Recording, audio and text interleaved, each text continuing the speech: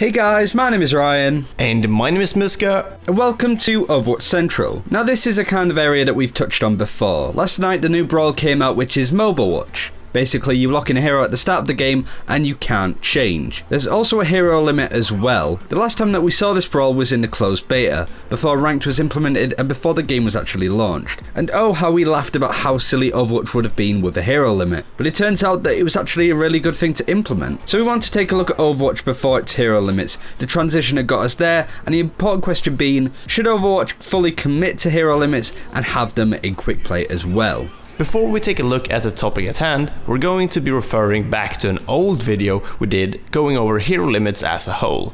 We say old, it came out 111 days ago on June 2nd. The game had been out for about a week beforehand and most people were still getting to grips with how the game ran. Now before we go over some of our points, we were actually quite biased for Overwatch to not having any form of hero limit, and we wanted to refer to this video to challenge on our own opinions of the system and how hero limits have actually helped the game a lot. Also in 3 months this channel has grown a lot and things have changed quite heavily, and so has our opinion. But let's have a listen for the quality but also the discussion, and we're also closing in on 1 year since we made our first video too, and since the channel was started. So expect some reactions or at least throwbacks to old ass videos too, but spoiler alert, we weren't very good at making videos back then, to be honest. But back on topic. In a previous video we went over why there should be a hero limit in the actual game of Overwatch. The reason that this topic was brought up back then was that the Ghostly Gamers guys did one of their weekly tournaments with a hero limit. What makes it more interesting and a little bit funny is for their April Fool's joke a couple of months beforehand,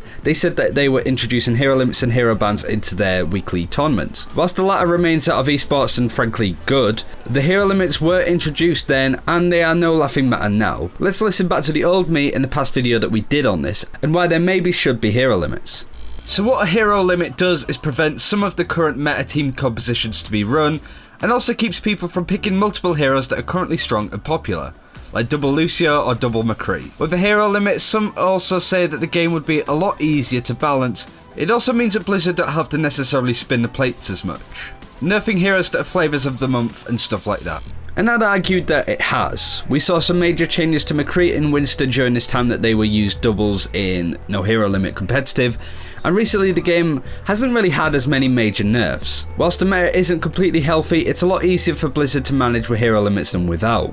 Now let's go over the cons of why we thought a hero limit wasn't a good idea. There's something called dramatic irony, which no doubt your GCSE English students have heard about by now. Basically, it's the idea that with hindsight, an option of something else becomes comical with how naive it was. For example, somebody saying that the Titanic was unsinkable before it first sailed. This is one of those things, so let's just listen to some audio. The counter-argument would be that a hero limit takes away from the gameplay experience and even interferes with the concept of dynamic hero switching, counters, and crazy team compositions in Overwatch. A hero limit would make the game more stale and possibly even result in the lineups getting even more samey and a lot less interesting.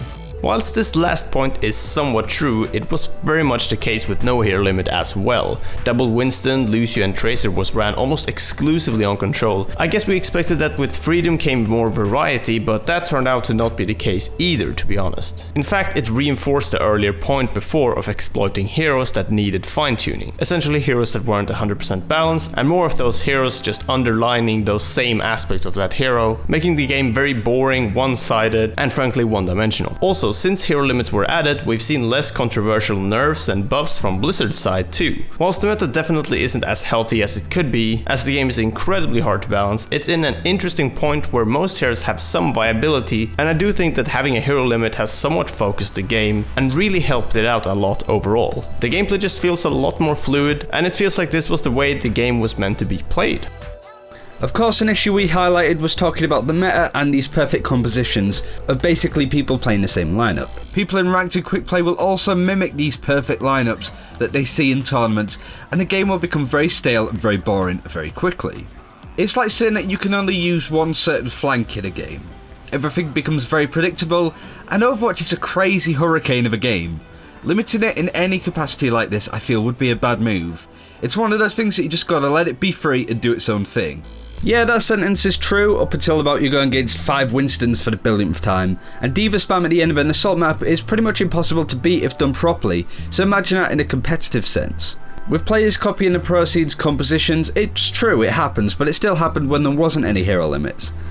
Whilst there is little variation within teams to the heroes that they play, heroes like Reinhardt, Lucio, Zenyatta should always be played alongside an off-tank, hit scan and decent DPS. It's not perfect to have this cookie cutter format, but that will change with new hero additions. But this is the actual topic that we wanted to discuss in this video. Should Quickplay have a hero limit? We're going to buckle and say yes. Ranked has been a good way to practice some characters for both of us. Between myself and Ryan, we played Lucio, Reinhardt, Zarya, and Ana pretty well, and I occasionally pick up my Genji, of course. And having these serious environments elevates the dedication to the game, meaning that a player that has clocked in 100 games on Reinhardt in Ranked should do better than the 100 games on Reinhardt in Quickplay. There's just a lot more focus, everybody's playing more seriously, and it's just more real and more Overwatch, really. Now, there are plenty of heroes that me and Ryan wish we were better at. Ryan wants to practice more Zenyatta, but he can't do that in Quickplay. Why? Well, because it's mostly full of people trying out various heroes like Mei, Hanzo, Genjis, multiple of the same, and basically you end up solo supporting a lot and you can't really play Zenyatta then. I don't know, the environment is just not great for it. We've been really enjoying our ranked play recently, but if we don't really get our hands on any of the heroes that we are comfortable on when playing ranked, it's kind of hard to get footage for those heroes. It's the reason as to why you don't see as wide of a variety of footage on the channel anymore, because we simply try to play the game at a bit of a higher level. We play it in ranked, meaning that we don't swap between roles and heroes as much. Let's take Junkrat for example, who we did a video on recently. We got a lot of comments saying that the footage wasn't of great Junkrat gameplay, and you're right. It wasn't, really. Jumping into Quickplay and quickly trying to get footage of a hero that you haven't played much before isn't gonna end up great, and I don't think anyone can really play all of the heroes super well. But yeah, we wanted to mention this just because it's a good explanation of how our content works nowadays, but it also sort of strengthens our opinion on Quickplay nowadays, as it kind of feels like more of a brawl. We at least are so used to hero limits, playing ranked, what that brings, how people are more serious there and so on, that it just doesn't feel like we can really play anything else. It's kind of a shame, but right now I feel like Quickplay is in a pretty bad spot. But maybe I'm wrong, and all of you people in the comments are actually really enjoying Quickplay. Having a hero limit in ranked didn't hamper or ruin the game in the aspect that we first thought, so why should it be any different for Quickplay? Let us know what you think in the comments below. I'm really interested to read this since I think it's a pretty important topic, and it definitely is a pretty major subject. I mean, taking away a mechanic that has been in the game since the start entirely is definitely gonna have an effect, and it's gonna make people react to it. But yeah, how do you react? Let us know. And that's it for this video. Thank you very much for watching. Do let us know whether you think the Quickplay should have hero limits in the comments below, and why you think so. Thanks again for watching, take care, and we'll see you next time.